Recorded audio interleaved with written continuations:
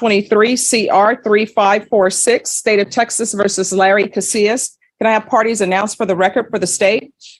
Couch, thanks to the state of Texas. Defense? Elizabeth Russell for Larry Casillas. Are you Larry Casillas? Counsel, have you received all the discovery? Did you review it with your attorney? I have reviewed. I'm sorry, with your client. Yes, Judge.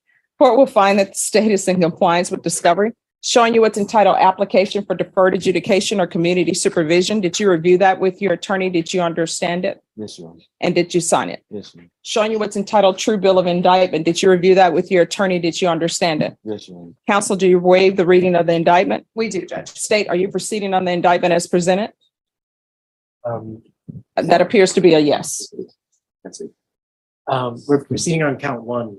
All right, there's only one count in the indictment. Yes. All right. Showing you what's entitled court admonishments and defendants waivers and affidavit of admonitions. Did you review that with your attorney? Did you understand it? Did you sign it in all the appropriate places? Yes, ma'am. Did you understand you're charged with assault of a pregnant person? That's a third-degree felony. The range of punishment is anywhere from 2 to 10 years in prison and up to a $10,000 fine. Did you understand? Yes, ma'am. All right, we can go off the record. I'm looking at this plea bargain agreement. And there's to be no harmful or injurious contact with Stephanie Ortiz. That's her. Right here is a critical turning point. And honestly, it's rare to see a judge push back this hard against a plea agreement. Even though the alleged victim requested no restrictions, the judge immediately steps in and says, no, why? Because the court isn't just protecting one individual. It's protecting the integrity of justice itself. When someone is accused of assaulting a pregnant woman, the stakes are no longer private. They become public safety concerns. This moment raises a big question. Should a victim's wishes always dictate the outcome? Or does the court have a duty to step in when those wishes might put them at further risk? Let me know. What would you decide in this situation? By her request, Judge. I'm not following. I'm not going to follow that. Even though that's her request. No, I mean, no, even though it's a request, according to what I'm about to receive, he is a person who is hitting on, not in a loving manner, a pregnant person. I mean, was she pregnant at the time? Yes, Your Honor. So if, you know. She's requesting, and I'm sorry, Judge, may I speak? Sure. She's requesting it for her convenience. They've been doing custody exchanges for the last almost a year through a third-party person, and it's her request. She reached out to me, filled out an affidavit of non-prosecution, and requested that. So I'm not following that. So if you all want to withdraw your plea now, you can, but I am not doing a no harmful or injurious contact for somebody who's accused, and I haven't read the steps yet, who's accused of hitting a pregnant person. that's fine, Judge. They're no longer in a relationship. The only relationship is for the benefit of their children. He has no interest in communicating with her beyond that. All right. So I'm not going to follow that. So y'all have. So now the defense is forced into a corner. The judge has essentially said, change the deal or go to trial. That's a high-pressure moment for any defendant. Choosing to proceed with a modified plea, especially under these circumstances, suggests they're trying to avoid the unpredictability of a jury trial. And that makes sense. Trials are risky, emotional, and can lead to much harsher penalties. But here's the twist. By agreeing to stricter terms, the defendant is also accepting a narrative that the court sees him as a potential ongoing threat. Do you think this was a strategic move, or did they have no real choice left? A choice. Either you can go to jury trial, or either you all can change that part of your plea bargain agreement. We're proceeding with the no contact, Judge. All right. If you all want to change that, the court will find there's sufficient evidence to find you guilty. The court will defer finding of guilt as you've applied for deferred adjudication. Are we proceeding with sentencing? We are, Judge. Anything you wish to say on behalf of your client? Judge, we would just request that you follow the agreement between the state and defense. Mr. Casillas is wanting to move forward in a direction that's appropriate for his children. He understands what went wrong, and he wants to take full responsibility for that. And he has had no issues since the arrest on this date, and they have been successfully co-parenting since that time. There was a CPS case, Judge, that was closed out for no finding. All right. How old are you? 21, Your Honor. How many children do you have? 2, Your Honor. What are their ages? 1 year and 6 months. 1 year and what? 1 year and 6 months. Are you employed? Yes, Your Honor. What do you do? I work at Amazon at Facility Warehouse. All right. So why do you keep hitting on Stephanie Ortiz? At one point, I'm assuming you loved her because you have children with her. Yes, Your Honor. So why do you keep hitting on her? No, it was just me not being in the right state of mind, me letting my feelings get to myself and not just thinking right and thinking straight. That makes no sense to me. No, Your Honor, it was just my fault. I let my feelings get to myself, let her get in my head and Let what? let her get in my head, and I just reacted in a wrongful way. No, but I mean, you're up here hitting someone.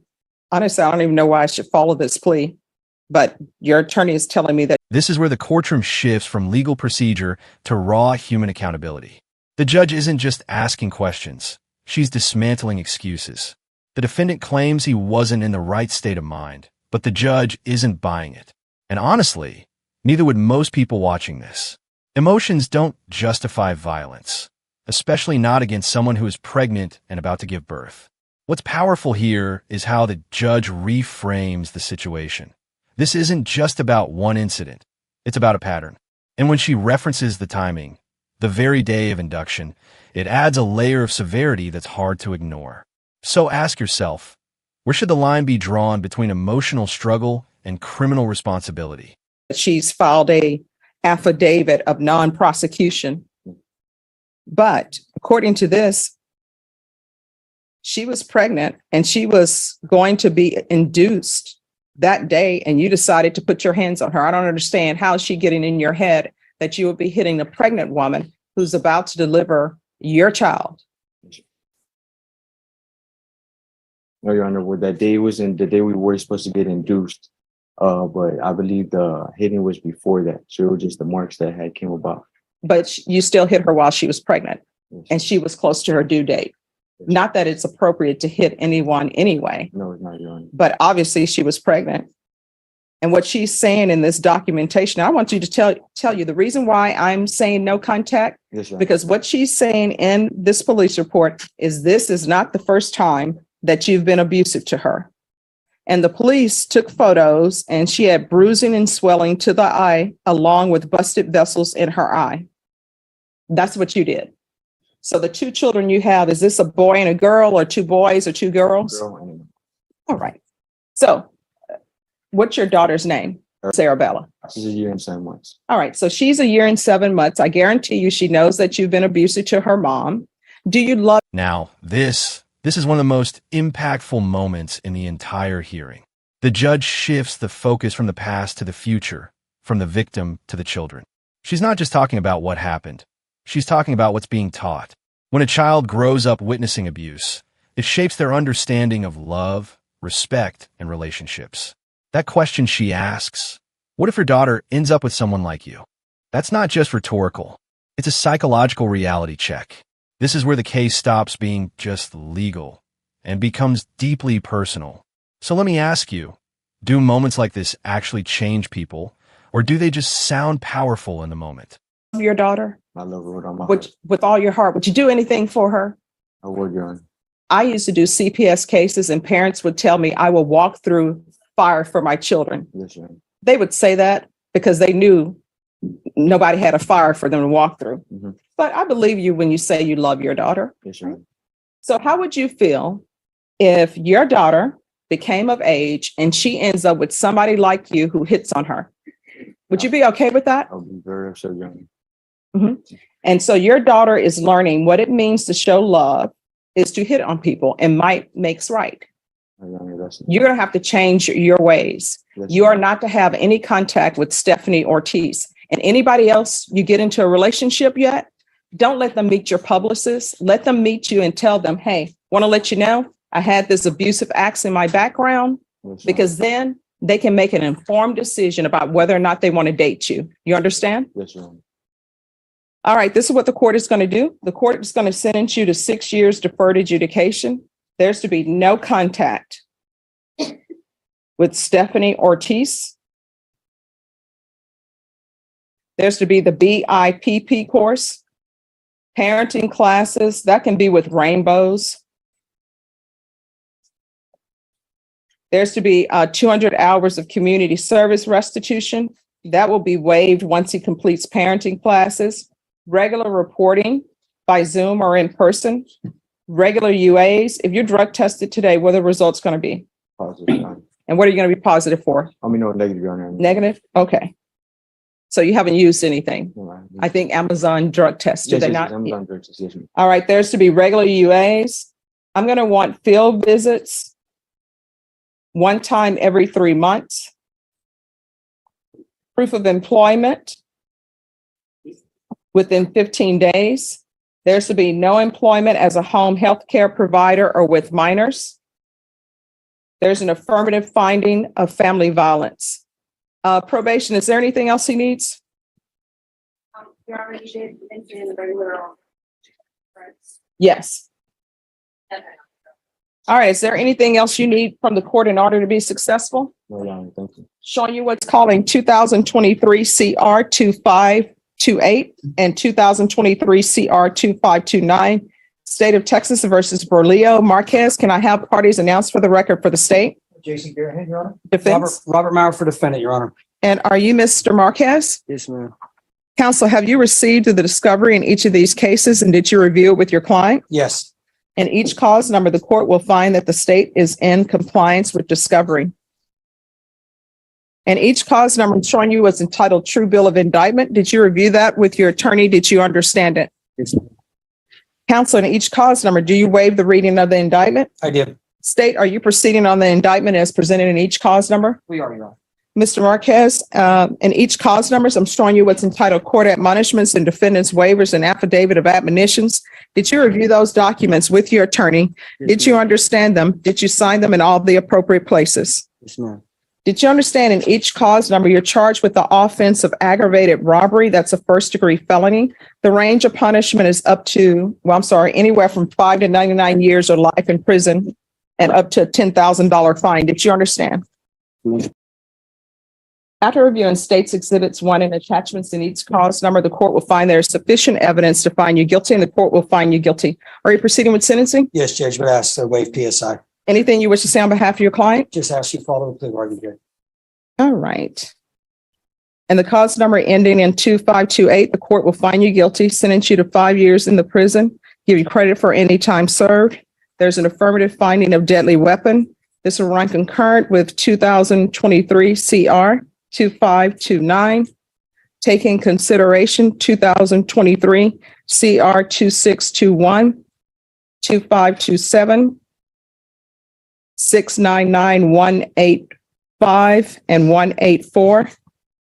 There's to be restitution, if any, to Isaac Cervantes, Cameron Carroll, Kyle Sutherland, and Stephanie Lefebvre, and also no contact with any of those parties. And then in cause number ending in 2529, court is finding you guilty, sentence you to 5 years in the prison, credit for any time served, concurrent with 2023 CR 2528, taking consideration 2023 CR 2621, 2527, County Court Cause number 699185, 184, no contact, and restitution to the following: Isaac Cervantes, Cameron Carroll, Kyle Sutherland, and Stephanie Lefebvre. I'm pronouncing that name all sorts of ways. I apologize to Stephanie. All right. Did you review the document entitled Trial Court Certification of Defendants' Rights to Appeal with your attorney? Did you understand it and did you sign it? Yes, ma'am. All right. Because this is a plea bargain agreement, because I followed your plea bargain agreement, and because you waived your right to appeal, you do not have the court's permission to appeal. Do you understand? Yes, ma'am. Because this is a felony conviction, you're not allowed to own or possess any weapons or ammunition. If you have a question over what a weapon or ammunition is, You need to speak to an attorney. Do you understand? Yes, ma'am. All right, we're off the record. How old are you? 17. You're 17 and you're doing this foolishness. Things, if you want things, you got to get a job so you can have things. You understand? Yes, ma'am. For a 17-year-old, you've chosen a hard road for yourself because you're going to prison, 17. And you're going to be in prison with a bunch of people who are there for murders and other things. When you go to prison, don't become institutionalized. You're 17, you still have a chance to make something out of yourself and do better in your life. So keep your head down and do your time and try to improve yourself. You can even take college classes while you're at the prison. And if you dropped out of school and don't have your high school diploma, you can get your high school diploma while you're there. So don't come out of prison having just wasted time, okay? All right, good luck to you. Thank you, Judge. May I be excused? Yes, thank you, Mr. Thank you. Maurer.